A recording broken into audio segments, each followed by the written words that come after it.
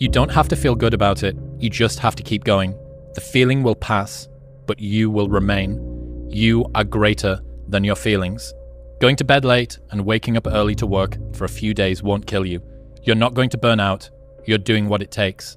If you're one of those people that push work-life balance, just remember, the people who like working a lot don't care. I've never regretted trying harder at anything ever. Hard times last long, but an epic story feels like a lifetime. Think about the things that you tell yourself, the lies you use to rationalize taking the easy road. Taking the easy road and leaving discipline behind. Think about them. You don't have time. That's a lie. And there's, you're too busy. Sure you are. That's a lie. Everybody's great when they're not tired. The champions is when they tired, that's when the real champions come out. That's when that real dog come out. Because if you go piss like a puppy, stay on the porch. We suffer every day. It's what we do.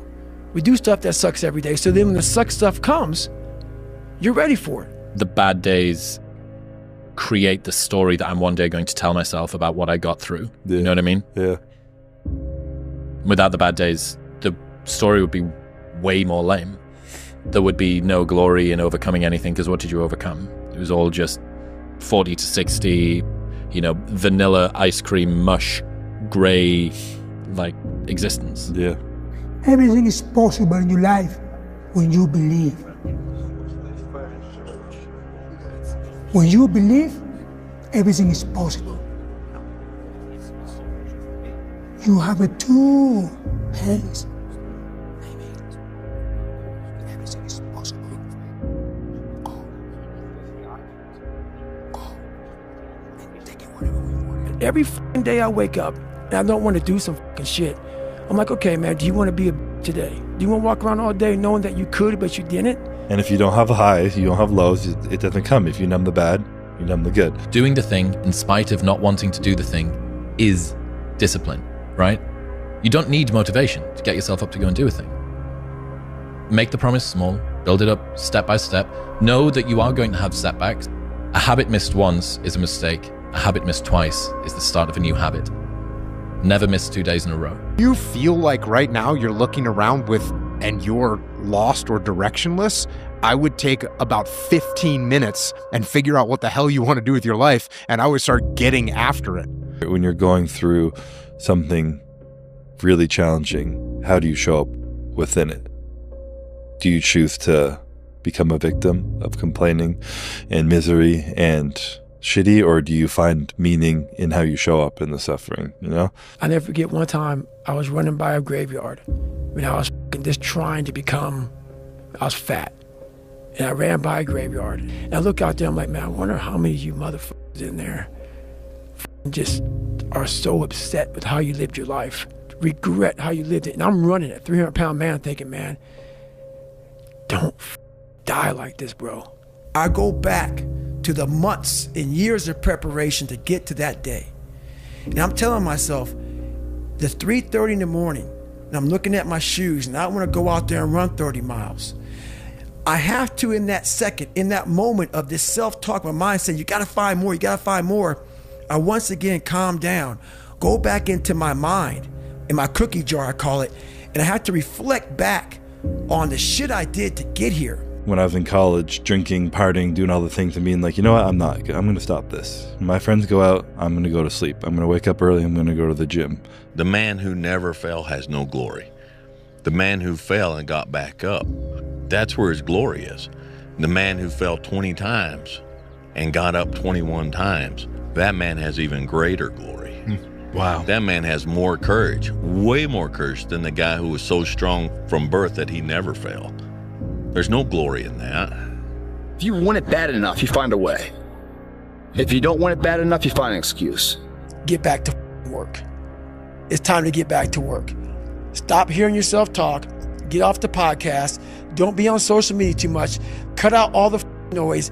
Get back to the mental lab. Confidence and fear both require believing in something that hasn't happened yet. At a certain point, you have to consider that you're choosing to be afraid.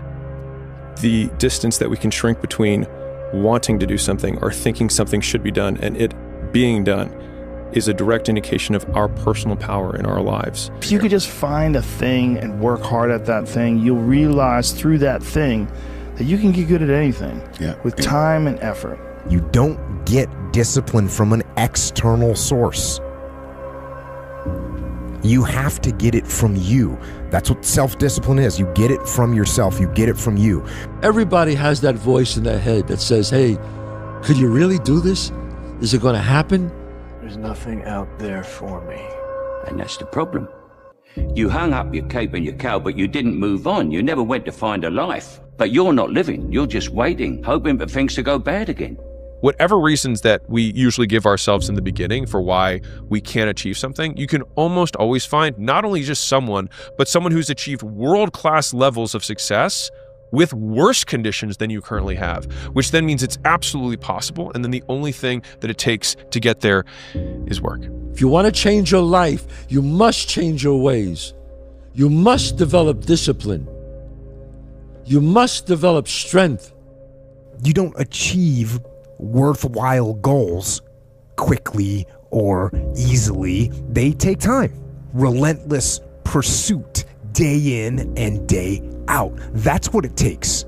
But also, things don't usually fall apart quickly either. It's a slow process. A little slip here, a little setback over there. If you talk about work-life balance as a 22-year-old man, you're hanging around with the wrong people. That gnawing feeling when you realize you've outgrown your social circle isn't loneliness. It's your ambition finally speaking louder than your need to belong. And there's a narrative that we should not criticize ourselves. We should not say the things that we could have done better. But I believe that that voice isn't an insecurity. I think it's a version that wants you to chase your potential.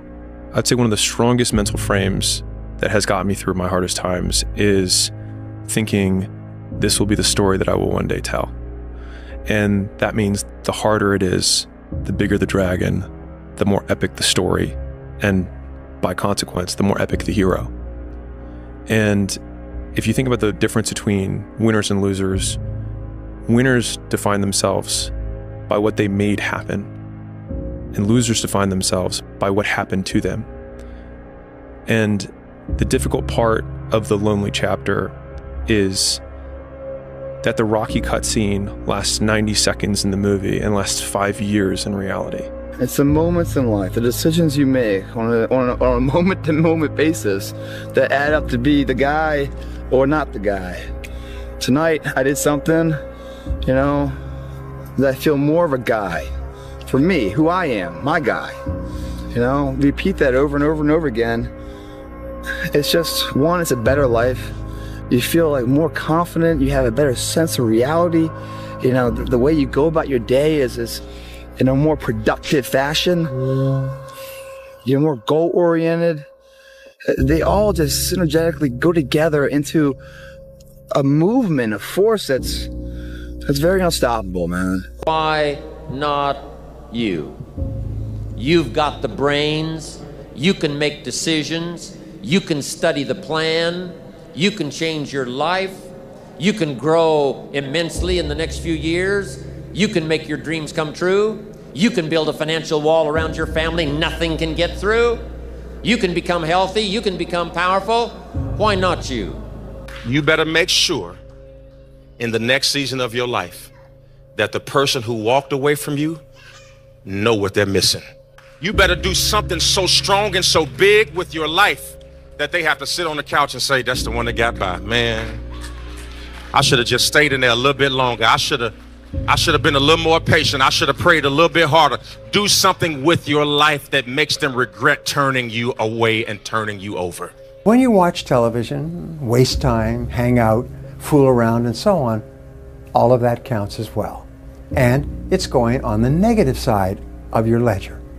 A person who has a great life, by the law of accumulation, is a person who's accumulated far more credits, more pluses on the credit side than debits on the debit side.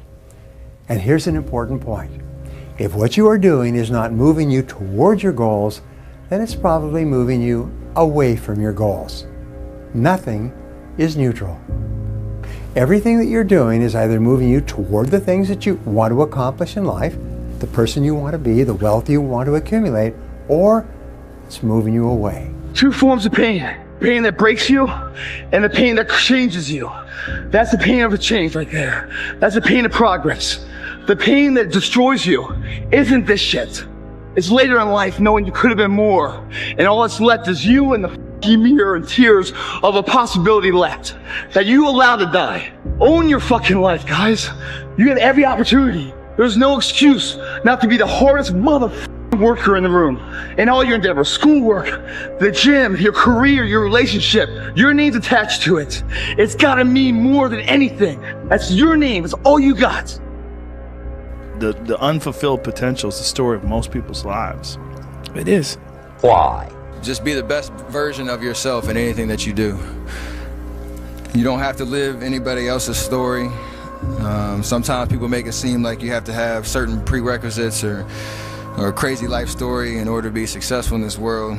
But the truth is you really don't. It doesn't matter where you come from, what you have or don't have, what you lack, what you have too much of, but all you need to have is faith in God, an undying passion for what you do or what you choose to do in this life, and a relentless drive and the will to do whatever it takes to be successful and whatever you put your mind to.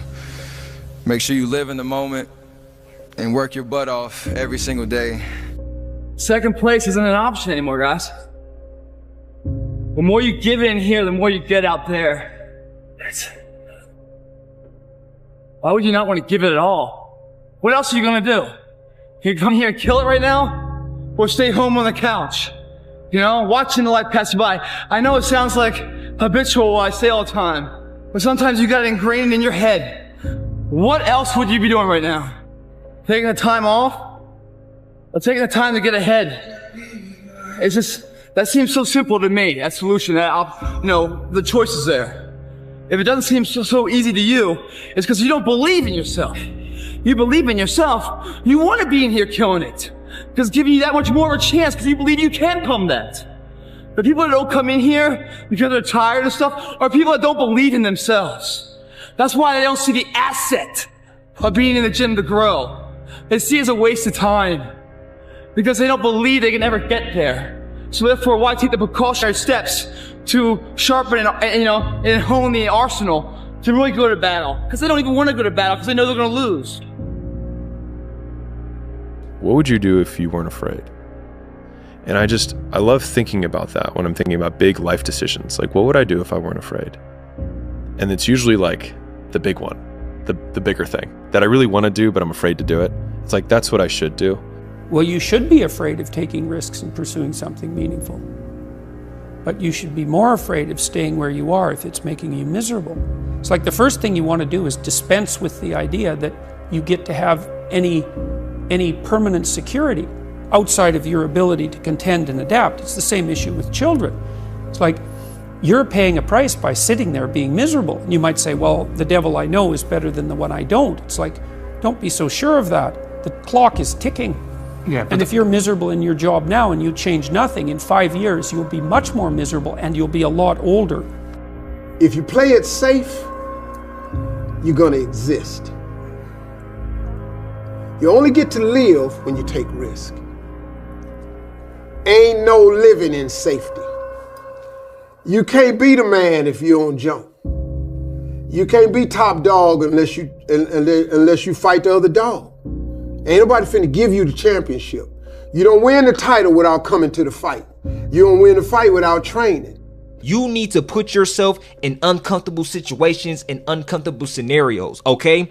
If you do easy things, you will have a hard life. If you do hard things, you will have an easy life. Let me say it again. If you do easy things, you will have a hard life. If you do hard things, you will have an easy life. As a man, you have to understand that we as men, we do better in environments where we are uncomfortable, okay? You put pressure on a rock, it turns into a diamond. You gotta let go of that stuff from the past because it just doesn't matter. The only thing that matters is what you choose to be now. The comfort zone is dangerous. when you're comfortable, you are at most danger. The comfort zone is somewhere you should never feel comfortable. You should be happy and dissatisfied. Anybody ever tell you, hey, look, you know what? Just be satisfied with what you got. Don't believe them. Get them away from you. That's good. You should never be satisfied with what you got. Because the attempt to get more makes you into something better. All the time.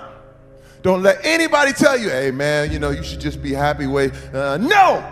But one of the things that really motivates me, or one of my most powerful motivational frames, is thinking about the person that I want to become as the destination. And thinking like, I want to be bulletproof. I want to be bulletproof in these ways. I want to be bulletproof in my marriage. I want to be bulletproof in my business, etc.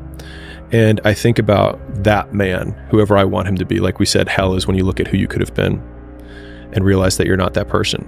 And then I think, if I were to make that man, what would I put that man through to make him who he is? Like, it wouldn't be easy times. It wouldn't be quick wins. It wouldn't even be easy wins. It would be the toil and the struggle of achieving and reaching for things that are right out of grasp, that are right above my threshold, and continuing to do that to like lift the weight, to build the muscle, to break it down and do it over and over again, because like that's what creates the character traits that are the man that I want to be. And so when I'm going through those like really harder times, I like to think of like looking in my mental mirror of like, I'm making you. I'm not there yet, but I'm making you. So I wanted to project myself forward to age 80 and say, okay, now I'm looking back on my life. I want to have minimized the number of regrets I have. And I knew that when I was 80, I was not going to regret having tried this. I was not going to regret having trying to participate in this thing called the internet that I thought was going to be a really big deal. I knew that if I failed, I wouldn't regret that. But I knew the one thing I might regret is not ever having tried. And I knew that that would haunt me every day. And so when I thought about it that way, it was an incredibly easy decision. You get older, you think about things. My estimate historically, 80% of the time it ends up in the can like Johnny Shack. Or on the embalming table of Cozzarelli's. No risk, no reward. Some people see the thing that they want, and some people see the thing that prevents them from getting the thing that they want. This next 5-year window is when you don't go practical and safe. This is not the time to get the job mom wanted you to. This is the time to realize that you have a 5-year window, and it's 3 for some, it's 8 for others, but this is a 5-year window for you to attack the life that you want to win. Fear is a mile wide and an inch deep. And so it looks like this ocean that you're going to step into and drown. But as soon as you step into it, you realize it was not that deep at all, and you can keep walking through it. And I just love that visual, because a lot of times when it's like we have this anxiety around this big decision we have to make, if you actually take the step and realize that it's not death, you're not going to drown immediately. There's plenty of other steps you can take from there, even if you get a little wet. Understanding that you want it bad, so you're willing to put into work and do things you don't want to do, it's what makes you have that confidence that you know how to push through, and the mentality that I'm the type of dude to get shit done. Failure is a wonderful teacher. It's the only way to learn. You have to fail.